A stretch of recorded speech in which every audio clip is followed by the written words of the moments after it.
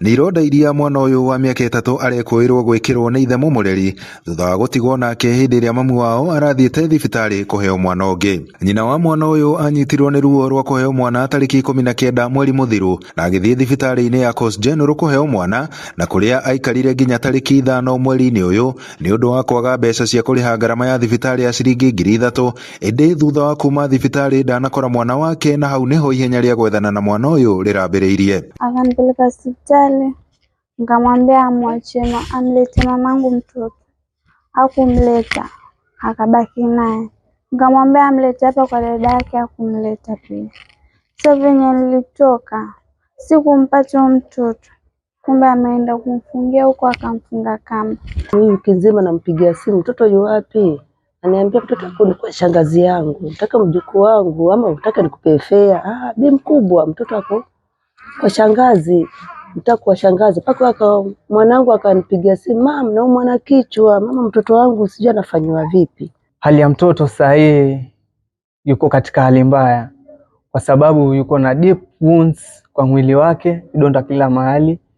Ni kama alichomwa, tuseme alichomwa na plastic or alichomwa tu, kwa zile vidonda si za vichapo peke yake. Yuko na alama kila mahali, mguu umfura, mikono imfura. So ni Mungu tu alimsaidia. Nyina wa mwana ũyũ akiuga mũndũrũme ũyũ ndakoretwo na ngwatanĩro njega na mwana ũyũ. Nikitoka akinituma dukani, nikirudi nampata amfura, amegonganisha kwa ukuta. Nikimwambia ananiambia ajue. Sasa kwa tukosana kwa sababu hivyo. Nikiona kama hivyo namchukua naenda naye kwetu. Sijai keti naye na huyo mtoto. Tangu hiyo siku ya kwanza ampigi. Mtoto hana meno, na mtoto alikuwa na meno yake. Meno ina hakuna, donda kwa mkono, mgongoni, uso nzima, kama kugwarwa hivi. Siku hata kuelewa, hata mimi nilia. Nilishangaa mtoto anitatu nyanya, hata mimi sikuamini. Hichi ni kitendo cha kwanza mimi kukiona, sijawahi ona kitendo cha kinyama kama hicho mimi. Mtoto wa miaka mitatu kumtendewa hivi sijawahi ona.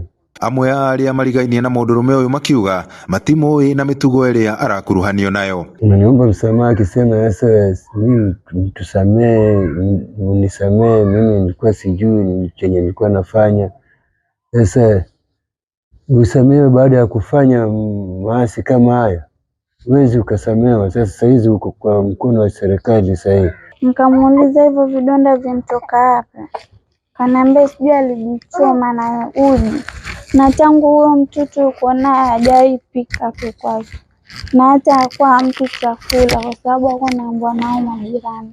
Ona kũrĩ ũguo mwĩkũĩrwo ũyũ nĩ akinyĩtio igoti-inĩ rĩa Mombatha, na kũrĩa mũcirithania Eric Wambo athanĩte athiĩ na mbere na kũhingĩrwo nginya tarĩki 1 mweri ũkĩte, hĩndĩ ĩrĩa cira wake ũgathikĩrĩrio rĩngĩ.